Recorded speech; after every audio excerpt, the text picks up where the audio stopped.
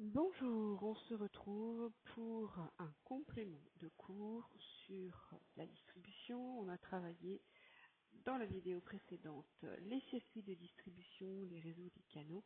On va s'intéresser maintenant au lien entre la distribution et le commerce. C'est parti.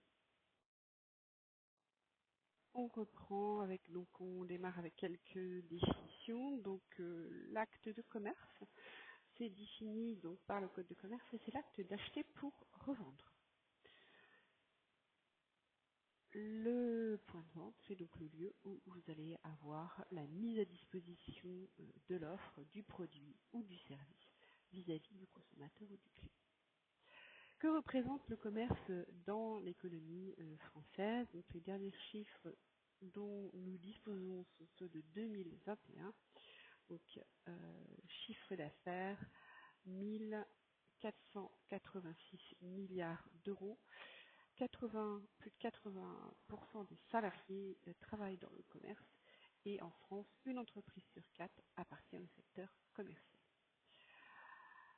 Au niveau mondial, en 2023, le commerce représente 22 268 milliards d'euros. Donc une activité très importante.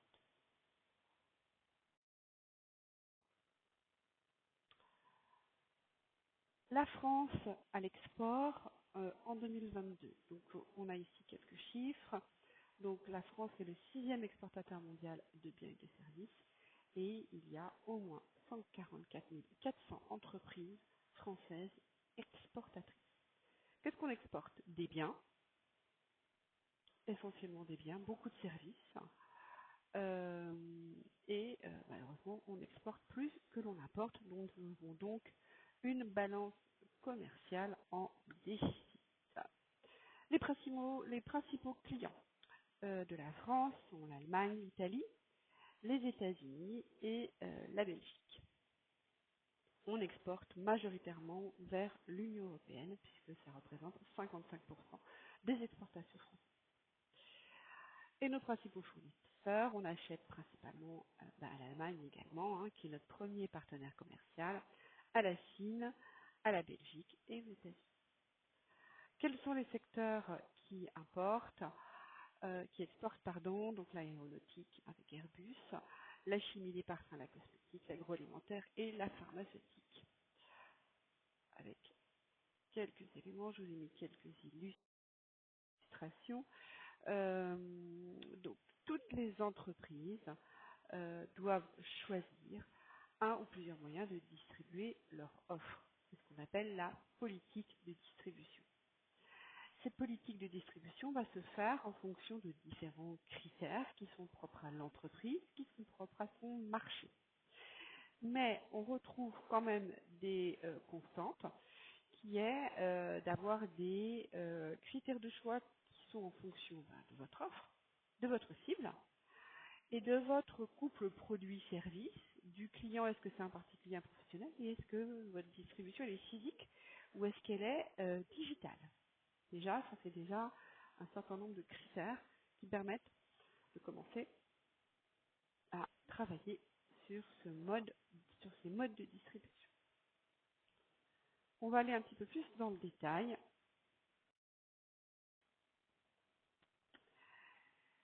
sur les activités des entreprises qui exportent. Donc, ce sont des chiffres de l'INSEE. Donc, on voit qu'il y a quand même beaucoup d'entreprises dans l'industrie, dans le commerce, dans le transport, ce qui paraît logique, mais également beaucoup dans le service aux entreprises et puis dans les autres secteurs.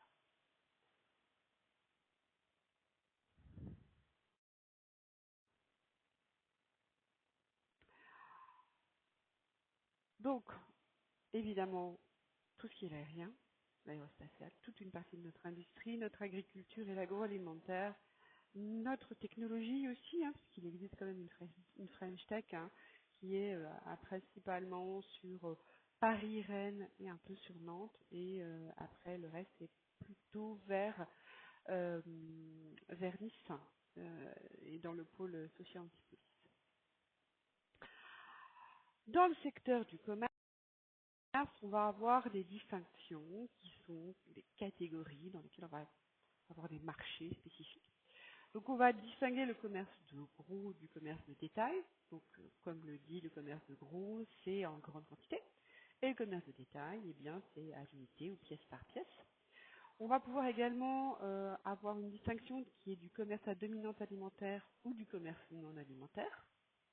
Et dans le commerce non alimentaire, on va avoir d'autres catégories comme l'équipement de la personne, le vêtement que je porte par exemple, et l'équipement de la maison, votre téléviseur, la literie, la table, le micro-ondes, voilà, l'équipement de la maison. Et puis les services, la télé-alarme de la maison par exemple, les assurances, voilà, les grandes catégories de commerce que vous pouvez rencontrer. On peut également classer les commerces par leur taille. Donc on va plutôt classer ici les points de vente. Le critère, c'est de classer en fonction de la surface de vente. Donc il y a ce qu'on appelle les très petites surfaces de vente, de moins de 120 mètres carrés. Une petite surface de vente, c'est entre 120 et 400 mètres carrés. Une surface de vente moyenne, c'est entre 400 et 2500 mètres carrés. Et au-delà, eh bien, c'est une très grande surface.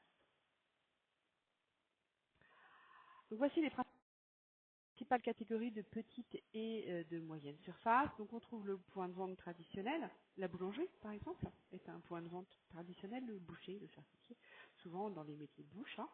Mais c'est aussi le kiosque à journaux et le bureau de tabac qui sont des points de vente traditionnels. Et ça va euh, être typique à chaque pays en fait. Donc vous allez avoir des points de vente traditionnels différents dans chaque marché cible. Ce qu'on appelle le convenience store, c'est le magasin de proximité où on trouve un peu tout. C'est assez peu développé en France, on en trouve un petit peu, mais ils ne sont pas très développés. On en trouve dans les villes, mais on n'en trouve pas en campagne. Alors que par exemple sur le marché japonais, le convenience store, c'est vraiment l'endroit où on fait tout, où les consommateurs japonais se rendent chaque jour, voire plusieurs fois par jour, avec une proximité très forte avec le commerçant. Voilà. C'est un exemple de convenience store qui est très développé dans un autre pays, donc le Japon. La supérette, le supermarché, le hard ou le maxi discount, donc elles sont des critères très occidentaux mais qu'on retrouve dans d'autres pays comme le Royaume-Uni, l'Allemagne, également aux États-Unis.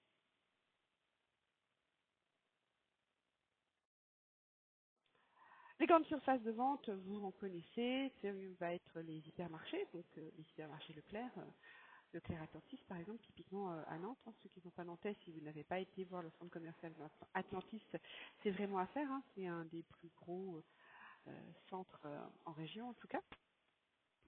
Les grandes surfaces spécialisées, comme par exemple, vous avez une photo ici du Virgin Megastore, mais aussi les grandes surfaces spécialisées comme les Darty, Decathlon, Intersport.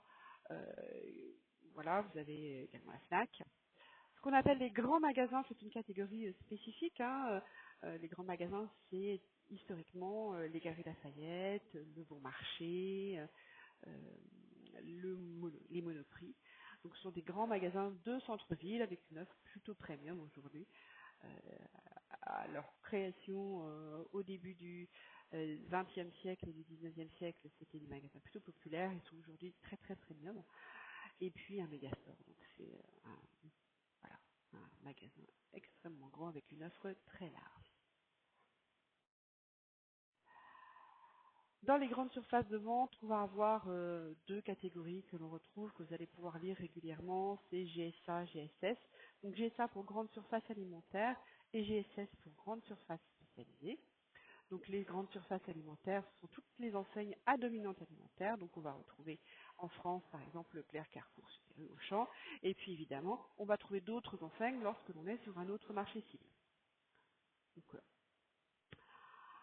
et puis les GSS, les grandes surfaces spécialisées, donc une offre sur un segment de produits, un concept, donc par exemple Decathlon, les produits sur le sport, Poltron et Sofa, des canapés, Darty sur les équipements de la maison électroménager, la Fnac, tout ça ce sont des GSS.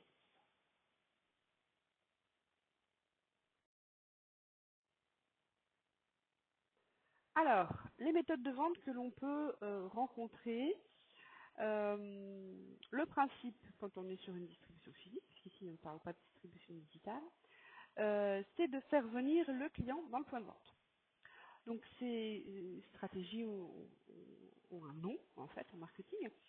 Il y a la première stratégie qui est la plus courante aujourd'hui, qui est la stratégie click and mortar, c'est-à-dire avoir une présence sur Internet pour faire venir le client en point de vente. On appelle également cette stratégie la stratégie Web to Store.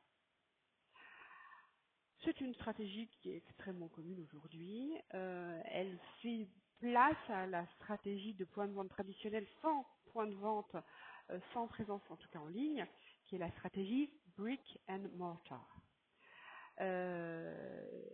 Cette stratégie est de moins en moins présente aujourd'hui. Même votre boulanger, il a un compte Instagram pour vous donner envie d'aller chez lui acheter votre gâteau pour le dimanche. Donc la stratégie brick and mortar, on peut encore la rencontrer sur des pays où le e-commerce est moins développé et vous allez encore retrouver ces éléments, mais quand même nettement moins. Et on est beaucoup plus dans une stratégie de type web to store.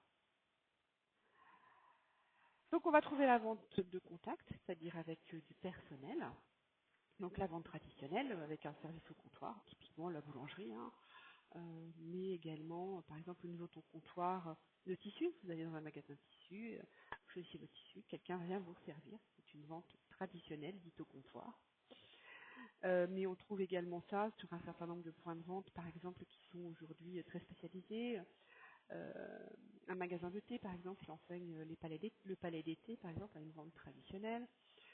Voilà, on trouve quand même beaucoup de ventes traditionnelles dans un certain nombre de points de vente. La vente conseil ou vente assistée, c'est-à-dire que le client peut se servir, mais va avoir besoin de demander. Donc c'est par exemple la vente qui est pratiquée chez Darty, par exemple. Une partie des produits, le client peut se servir, il peut être dans le rayon, il va avoir besoin du conseil du vendeur pour pouvoir choisir il va être assisté pour pouvoir développer sa vente. La vente en libre service, vous la connaissez, c'est celle du supermarché où vous allez faire vos courses.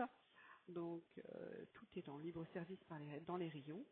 Et puis la vente par automate, vous avez un automate campus, donc vous voyez très bien à quoi ça ressemble la vente par automate. Mais pensez qu'il y a des automates maintenant pour beaucoup de choses, et pas seulement les automates que l'on trouve au campus, mais il y a des automates pour une baguette de pain, il y a des automates pour du lait, pour des huîtres, pour des œufs. Euh, Ça, c'est ceux que j'ai rencontrés, mais si vous avez d'autres idées d'automates, si vous en avez rencontré, je suis curieuse d'avoir votre retour.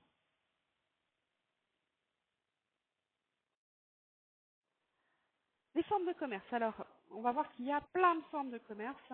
Donc, je vous ai mis un petit peu ici dans l'introduction les éléments. Je vais passer assez vite, puisqu'en fait, il faut aller travailler à chaque fois qu'on rencontre la situation. Et c'est quelque chose que vous pourrez approfondir. Vous avez dans le livre du BTSCI Nathan des fiches ressources parfaitement détaillées. Donc, les formes de commerce, elles sont extrêmement variées et elles sont liées en fait à différents statuts juridiques qui vont déterminer l'autonomie du commerçant et ses conditions de travail. On va aller du plus libre, l'indépendant, au plus contraint, qui va être le commerce intégré. Donc, on regarde ça ensemble.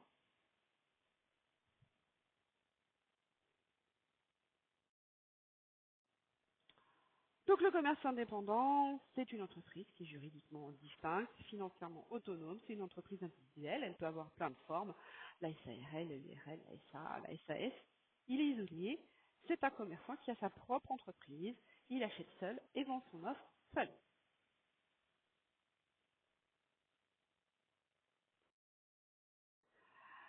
Le commerce indépendant peut être également à organiser avec différentes formes, comme la franchise, où vous avez une société qui s'appelle le franchiseur, qui va apporter sa notoriété, son savoir-faire, peut-être même du stock, à un commerçant indépendant qui va, lui, avoir la mission de vendre les produits ou les services. La commission d'affiliation, qui est quelque chose qui ressemble. La concession commerciale, vous connaissez, c'est la relation qu'ont par exemple les constructeurs avec de voitures automobiles, avec leur réseau de revente. Donc, un concessionnaire Renault s'appelle comme ça parce que le contrat qui lie Renault et le commerçant est un contrat de concession commerciale. Et puis il y a le commerce associé où on va avoir différentes formes d'association. Donc par exemple la coopérative U est une forme de commerce associé. Leclerc est également une forme de commerce associé où les commerçants s'associent pour mettre en commun un certain nombre d'éléments et pouvoir être plus performants sur leur marché.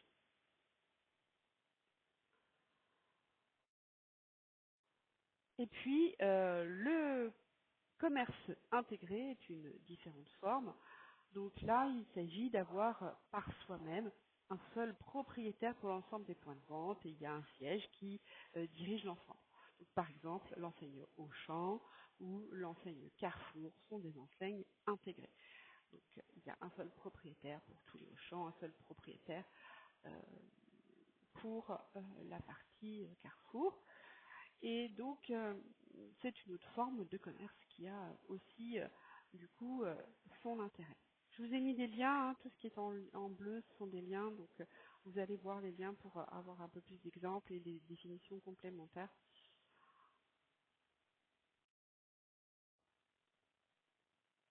Le choix d'une forme de commerce à l'export. Donc, on y va sur cette choix, puisque toutes les formes de commerce que l'on vient de voir en France existent évidemment ailleurs, dans des formes qui vont être très similaires, avec parfois des petites appellations différentes, mais on va avoir différents choix. Pour ce qui concerne du commerce à l'étranger, on va avoir le choix avec un premier critère qui va être à quel niveau je veux contrôler ce qui se passe sur mon marché export. Est-ce que je veux avoir le contrôle total de mon offre, le contrôle total de mes ventes et donc là, je vais avoir le choix entre plusieurs options, plusieurs formes de commerce pour distribuer mon offre à l'export. Le premier choix, ça va être la vente directe. Donc je vais placer des commerciaux, peut-être que je vais faire une distribution digitale directe, ça c'est très pratique le digital pour ça. Est-ce que je vais avoir une direction déléguée sur place et je vais les envoyer directement prospecter et prendre des contrats. Deuxième élément, je peux avoir à faire, et ça peut être une structure qui est exigée dans certains pays, à des représentants de mon entreprise. Ce sont des intermédiaires qui vont être payés pour représenter mes intérêts et vendre mes produits. Ils peuvent avoir deux statuts, le statut de VRP ou le statut d'agents commerciaux. Donc deux statuts qui vont permettre à ces représentants de démarcher, prospecter, de faire en sorte que nos produits se vendent. La troisième option, lorsque l'on souhaite avoir un grand contrôle total de notre export et de notre structure à l'export, on peut utiliser donc des formes d'implantation directe dans le pays cible, avec par exemple la création d'une société fille. Vous connaissez le terme société mère, société fille, c'est une filiale. On peut implanter une usine de production sur le marché cible. On peut implanter et créer une succursale de notre entreprise qui sera un peu plus importante que juste des commerciaux. Et on peut également racheter une entreprise qui est déjà sur le marché.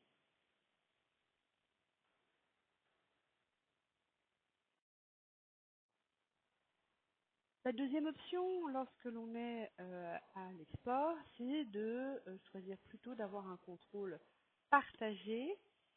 Là, on a encore une multitude de possibilités qui nous sont offertes. Donc, on peut passer par des importateurs qui vont nous acheter pour eux-mêmes revendre. On peut créer de la franchise à l'étranger. Donc, c'est pour ça que j'ai mis la définition de la franchise dans les slides d'avant. Donc, je ne vais pas aller voir la définition concrète de la franchise, le lien, vous allez le voir. On peut passer par des licences de brevet si on est dans le domaine industriel, licence de marque si on est plutôt sur quelque chose où notre marque est bien présente, par exemple la stratégie qui est réalisée par l'entreprise Disney, qui concède des licences de marque. Par exemple, chaque fois que vous achetez un t-shirt avec, je sais pas moi, Mickey dessus, eh bien en fait, quelqu'un qui a une usine où ils font des t-shirts a acheté la licence de marque pour mettre Mickey dessus. Deuxième possibilité, la filiale commune. Donc, on crée une société fille et on la fait en commun avec une autre entreprise, plutôt une autre entreprise française ou européenne. Et on va l'implanter sur le territoire ciblé. La joint venture, donc là, ça ressemble à la filiale commune, mais on va créer plutôt une société spécifique pour un projet. Donc c'est une forme d'association, une forme de société spécifique, très utilisée lorsque l'on veut créer quelque chose à plusieurs. On peut également faire du portage. Donc le portage, c'est un système qui consiste à une entreprise qui a déjà un réseau à l'étranger euh, de proposer à une autre entreprise française de profiter de son réseau et de développer son activité en utilisant son réseau. Total, par exemple, fait ça très régulièrement, propose à des entreprises françaises partenaires d'utiliser son réseau à l'international extrêmement développé, comme vous le savez, et on peut travailler en portage avec une autre entreprise française qui est déjà implantée. Et puis, ce que vous ne voyez pas sous ma tête, c'est les GIE, donc les groupements d'intérêt économique. Donc, on peut très bien créer des groupements d'intérêt économique pour pouvoir, entre entreprises de la même zone ou du même secteur d'activité, se développer sur un marché export. Voilà. On repart avec les activités et notamment les activités d'export et la sélection de réseaux